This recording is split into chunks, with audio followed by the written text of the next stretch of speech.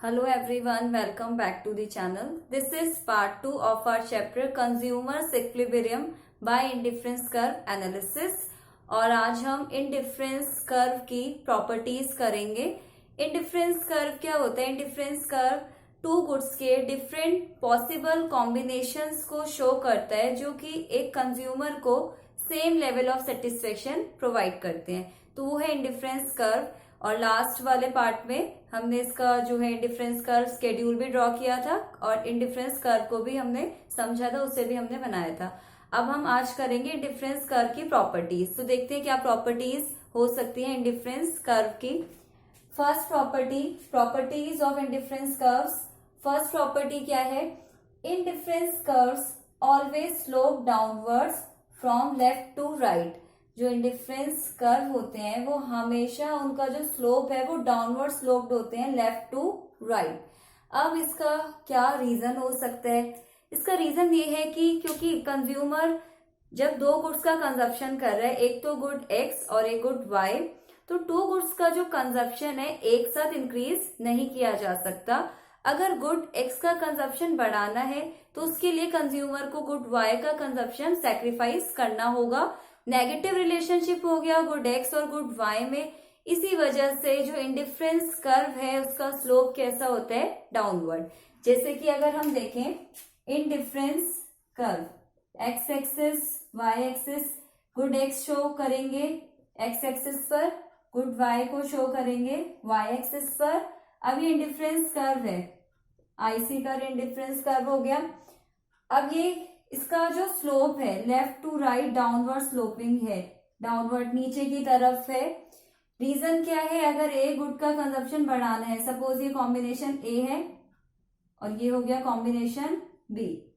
अब क्या हुआ यहाँ पे? क्या क्लियर हो रहा है कि कंज्यूमर जब गुड वाई से, जैसे वाई का जो कॉम्बिनेशन है इसको नाम दे देते हैं ओ एम और ये हो गया यहाँ पर ओ पी एस टी, ठीक है। तो ये एक तरीके से यहाँ पर जब कंज्यूमर कंजप्शन करता है गुड एक्स का कंजप्शन कर रहा है और कॉम्बिनेशन ए पर एक्स के लिए कितना मिल रहा है? ओपी, और वाई के लिए कितने यूनिट मिल रहे हैं? ओएम यूनिट।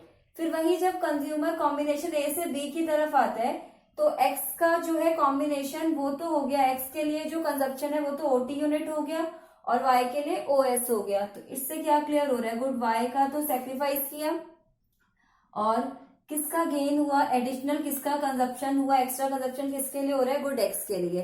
तो डाउनवर्ड होने का रीजन क्या है? स्लोप डाउनवर्ड होने का सीधा सा सिंपल सा रीजन है, अगर गुड एक्स का कंजप्शन बढ़ाया जाएगा, इट सिंपली मीन्स कि गुड वाई का कंजप्शन क्या करना होगा? कम करना होगा। तभी जो है कंज्यूमर को सेम लेवल ऑफ सेटिस्फेक्शन मिल पाएगा, ठीक है। और मैंने आपको ये भी बताया था कि एक इंडिफरेंस कर्व में जितने भी पॉसिबल कॉम्बिनेशन है, जैसे कि यहाँ ए और बी, ये कंज्यूमर को क्या करते हैं? Same level of satisfaction provide करते हैं, ठीक है। तो फर्स्ट प्रॉपर्टी हमारी हो गई कि हाँ जो इंडिफरेंस कर्व है इसका स्लोप डाउनवर्ड होता है। उसका रीजन क्या है? एक्स का कंजप्शन बढ़ाना है तो वाई का सेक्रीफाइस करो। एक टाइम पे दो गुड्स का कंजप्शन एक साथ इंक्रीज नहीं किया जा सकता। दूसरी प्रॉपर्टी देख लेते हैं। सेकेंड जो प्रॉपर्टी है, higher indifference curve shows higher level of satisfaction. जितना हायर होगा इंडिफरेंस कर्व, जितना ऊपर की तरफ जाएगा, सेटिस्फेक्शन लेवल उतना ज्यादा होगा। तो इसमें ये पॉइंट आ सकता है कि जहां पे कंज्यूमर को ज्यादा क्वांटिटी मिलती है, more quantity means more satisfaction, ज्यादा क्वांटिटी में ज्यादा सेटिस्फेक्शन है, तो इसी वजह से जितना ऊपर इंडिफरेंस कर्व जाएगा सेटिस्फेक्शन लेवल उतना ज्यादा मिलेगा। इसको हम डायग्राम से समझ सकते हैं। ये जैसे कि अब यहाँ पर एक हो गया हमारा पॉइंट, एक इंडिफरेंस कर्व IC1 ले लिया और एक इंडिफरेंस कर्व बना लेंगे इसमें IC2, ठीक है। अब यहां से सपोज ये पॉइंट हो गए, ये गुड एक्स हो गया एक्स एक्सिस पे और वाई एक्सिस किसको शो कर रही है? गुड वाई के कंजप्शन को। अब इन पॉइंट को नाम दे दिया ओ एम और ये ओ एस और ये ओ टी हो गया। अब यहां से अगर ये जैसे सपोज कॉम्बिनेशन ए है और ये बी वाला, अब इंडिफरेंस कर्व जो फर्स्ट है, फर्स्ट वाले इंडिफरेंस कर्व पर कंज्यूमर को गुड एक्स का कितना यूनिट मिल रहा है, ओएस यूनिट, और वाई का कितना मिल रहा है, ओएम यूनिट। ठीक है, फिर वही अगर कंज्यूमर कॉम्बिनेशन बी पर आता है तो कॉम्बिनेशन बी पर एक्स का कितना मिलता है, ओटी, और वाई के लिए कितना मिल रहा है, एमबी। मीन्स क्या क्लियर हो रहा है कि जैसे IC1 की बात करें, IC1 पे गुड एक्स और गुड वाई ये दो गुड्स हैं। ठीक है, एक्स का कितना मिलता है यहाँ पे, ओ एस के इक्वल, ओ से लेकर एस, और वाई का कितना कंजप्शन, कितना जो है कितना यूनिट, कितनी क्वांटिटी हो रही है कंजप्शन में, ओ एम। फिर वही अगर बात करें IC2 की, IC2 पर एक्स का कितना है, ओटी, और वाई के लिए कितना है, ओ से लेकर एम। ठीक है, अब यहाँ पे जो वाई है, वाई का कंजप्शन तो सेम है, दोनों में ही सेम आ रहा है ना, ओ एम और ओ एम, बट जो यहाँ पर एक्स का कंजप्शन है वो किसमें ज्यादा हो रहा है, IC2 वाले इंडिफरेंस कर्व में ज्यादा क्वांटिटी मिल रही है, किसके लिए, एक्स के लिए। तो कंज्यूमर का प्रेफरेंस क्या है कि चाहे अगर एक ही गुड की भी क्वांटिटी ज्यादा क्यों ना मिले, वो फिर भी वहां पे उसे ज्यादा सेटिस्फेक्शन देगी। इट मीन्स कि जितना ज्यादा इंडिफरेंस कर्व ऊपर जाएगा क्वांटिटी उतनी ज्यादा मिलेगी, और क्वांटिटी ज्यादा मिलेगी तो सेटिस्फेक्शन लेवल भी क्या हो जाएगा, ज्यादा हो जाएगा। इसलिए हम बोलते हैं higher indifference curve shows higher level of satisfaction. अब हम इसके बाद इसकी और प्रॉपर्टीज करेंगे, तब तक आप इसे नोट डाउन कीजिए।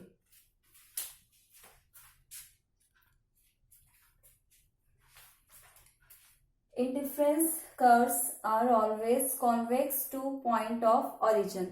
जो इंडिफरेंस कर्व होता है उसकी जो शेप है वो कैसी है, ओरिजिन की तरफ कॉन्वेक्स है। अब जब बात आ रही है इसकी कॉन्वेक्सिटी की तो इसका क्या रीजन होता है, इसका रीजन है इसका स्लोप, और जो इंडिफरेंस कर्व का स्लोप है वो है MRS, marginal rate of substitution. अभी MRS क्या होता है, MRS क्या है, the rate at which one commodity is substituted for another commodity is known as marginal rate of substitution.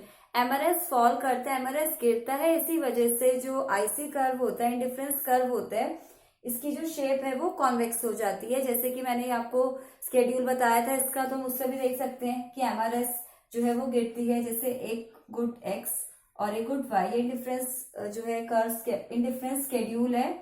क्या था इसमें, कॉम्बिनेशन से 1 2 3 4।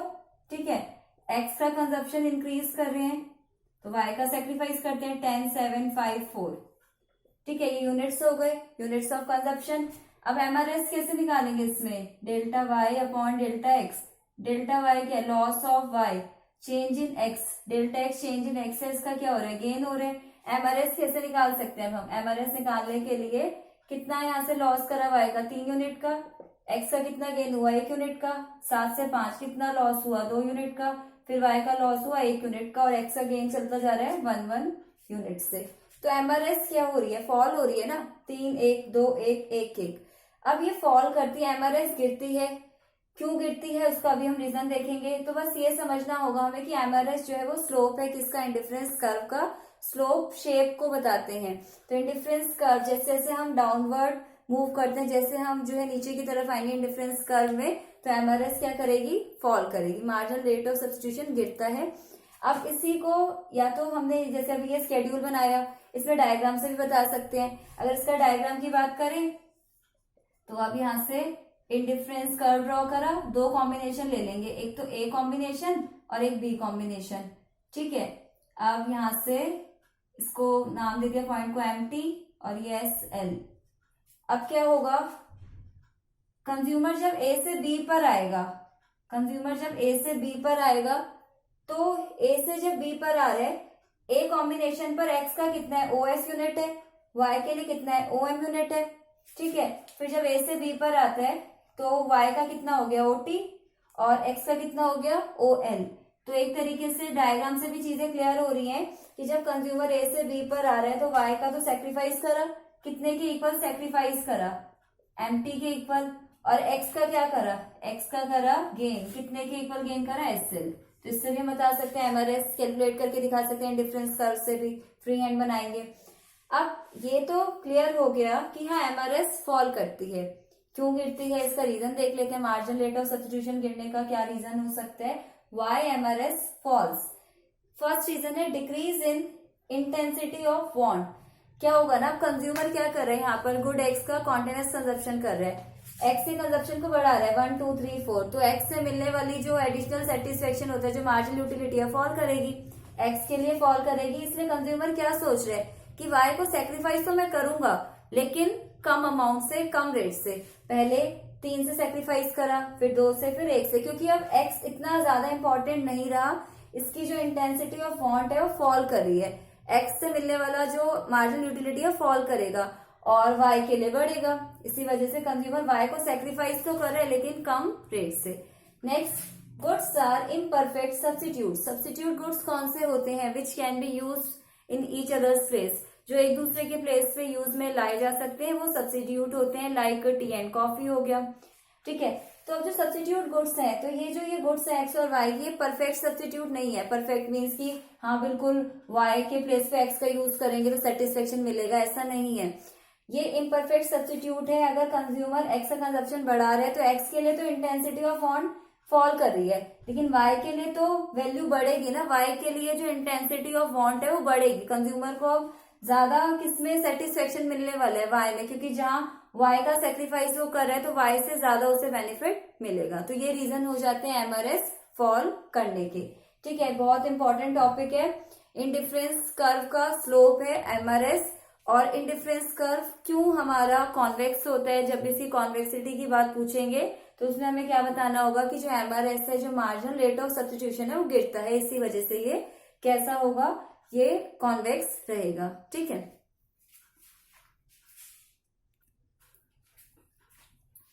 Next property is two indifference curves can not intersect each other. जो दो indifference curve होते हैं वो एक दूसरे को क्रॉस नहीं कर सकते, एक दूसरे को कट नहीं कर सकते।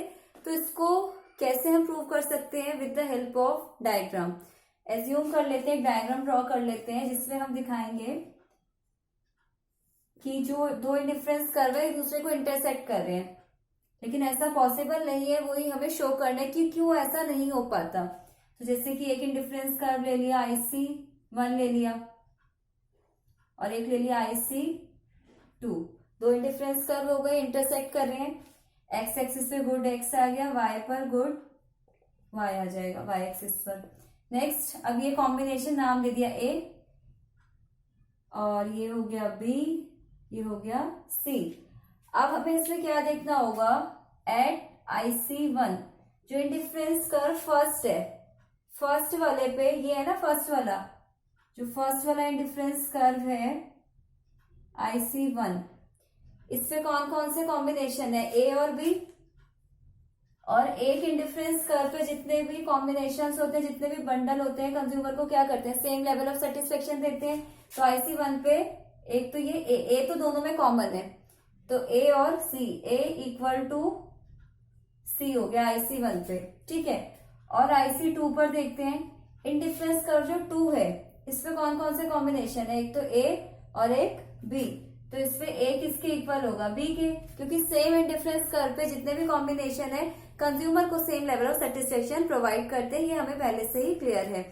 अब हमें मैथमेटिकली अगर हम देखें कि A इक्वल टू C है and A equal to B, A is common, A common, it means कि B should be equal to C, कि जो B है वो किसके इक्वल होना चाहिए?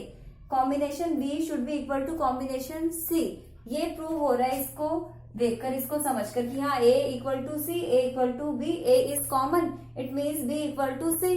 But this is not right according to our diagram. Diagram के हिसाब से ये चीज राइट नहीं है, प्रूव नहीं हो पा रहा, क्योंकि देखिए यहाँ पर ये B वाला हो गया, B ये वाला पोर्शन है B का, और ये C का पोर्शन है। तो जो B है, B तो कहीं नीचे है, C ऊपर है। ज्यादा क्वांटिटी किसमें है? C में। ज्यादा सेटिस्फेक्शन C में। मीन्स डायग्राम से क्लियर हो रहा है कि B should not be equal to C। B तो C के इक्वल है ही नहीं। नॉर्मली लग क्या रहा है कि हाँ A इक्वल टू C है, A इक्वल टू B है, तो B इक्वल टू C होना चाहिए, but this is not possible.